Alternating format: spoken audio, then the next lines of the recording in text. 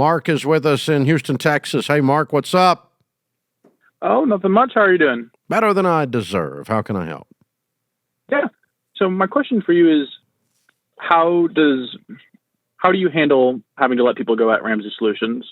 Because at my current workplace, I'm a restaurant manager, and I find a lot of my bosses, they kind of surprise me on when they're not letting people go. That seems pretty clear cut to me. Like someone called out 5 times in a row, and some reason we're not letting them go. So I was kind of curious on what y'all think through before y'all make a decision like that. Okay, I'm confused about, so you've got people there that are repeat offenders on a behavior, and no one ever does anything about it. They just say, stop doing that. Yeah, or like just this last week, they talked to them and they're like, they're telling me like, oh yeah, we're going to let them go. And then they're like, well, we're going to suspend them for a week instead, and so it's kind of why this. That's what I don't get. Is I was wondering if I don't know why they did on that, or why didn't they fire them? I think they're just, from what I see, it sounds like they're worried about, they're going to get unemployment and then it's going to raise cost them some money on the payroll on that. Okay, but what costs you more money is having employees that are stupid. Yeah. So is that something you'd worry about? Because that was my thought process. The cost of the employee messing up the culture like that can messing up the brand. Cost. I mean, if you're in a restaurant business and the employee's not cooking the food, not delivering the food to the table, whatever it is, then the customers are pretty much going to leave because you got a doofus in there that you refuse to fire, right? I'm confused. I don't understand. What is your position with this place, Mark? Yeah, so I'm one of the day-to-day operation managers, so I don't have direct control over the administrative stuff like that. You don't have control over hiring or firing? No. So your job as a manager is to do what during the day? It's the overseeing, hey, you're going here, or if there's an issue, solving that.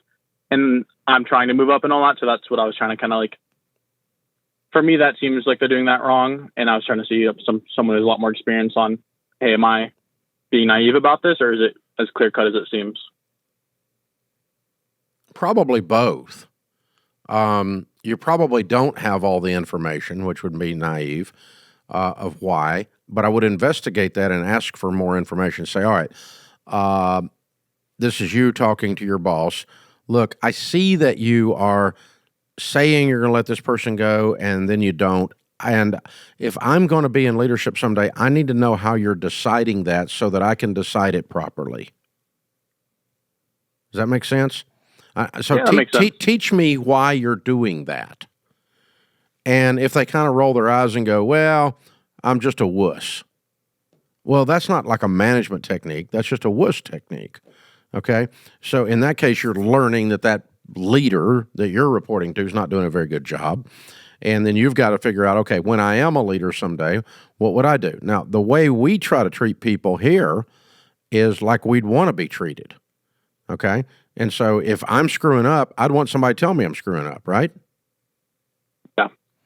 And then if I've been screwing up as a pattern over time and not just a singular screw up, but I keep doing the same stupid thing after being told, don't do it that way, I do it that way, don't do it that way, I do it that way, don't do it that way, I do it that way.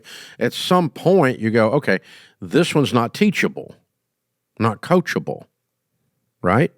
And then I've talked to them about it, so they're not surprised. And then we go, okay, look, the next time you don't do it that way, you are choosing to not work here anymore. Because you just expect me to come in and let you go, okay? Expect me to end it.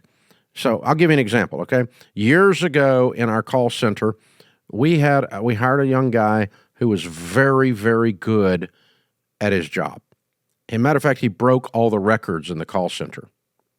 He was excellent at sales. He handled the phone a very productive new team member. We were really excited about him. But he had this problem. He couldn't seem to get to work on time. Like he would just wander in whenever the flip he wanted to. Now, in those days, we all started at 8:30. Now we start at all kinds of different times, but we work 8 hours here. So I've got people that come in at 7, leave at 4. I've got people come in at 8:30, they leave at 5:30. So I've got all kinds of different times in the building, depending on what your job description is and what you've got to do. But in those days, the whole building came in at 8:30, whole building left at 5:30. All right. And so I sat down with him. I'm like, dude, you're doing really good, except for this not showing up on time thing. And he goes, yeah, my leader talked to me about that. And he goes, I'm just breaking all the records. And I went, but that doesn't mean you don't show up on time. Because see, if I allow you to not show up on time, then I'm sanctioning your incompetence, and it sends a message to the rest of the team that they don't have to show up on time as long as they are a superstar. And we don't have different classes of people here. I come to work on time, and I own the freaking place. So you come to work on time, you get to keep working here. So do you understand that you have to come to work at 8:30 here, or you're not going to be here anymore? He said, yeah. And I said, I don't think you do.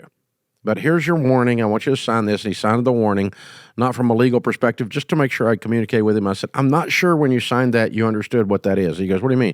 I said, that is the bring a box piece of paper. And he said, what do you mean? I said, well, that piece of paper you just signed said, if you're late again, bring a box to pack your desk because you're done. That's the bring a box paper. And he goes, oh, okay. And, sure enough, it kind of worked. The guy came to work on time for like 3 weeks. And then the 4th week, I looked up at 9:30 and he's coming through the parking lot late, but he was carrying his box. So we had that part figured out. So that was his last day. But my point is, I gave him all kinds of warnings. I gave him an explanation why. I showed him what was going on. There's a pattern. It wasn't one time he was late because his kid was sick, and I just chopped his head off. That wasn't the thing. But it was just like, okay, this is why we can't have the whole stinking place running on a different rhythm. That doesn't work. This is what we're doing, and you don't get an exception because you're the superstar sales guy.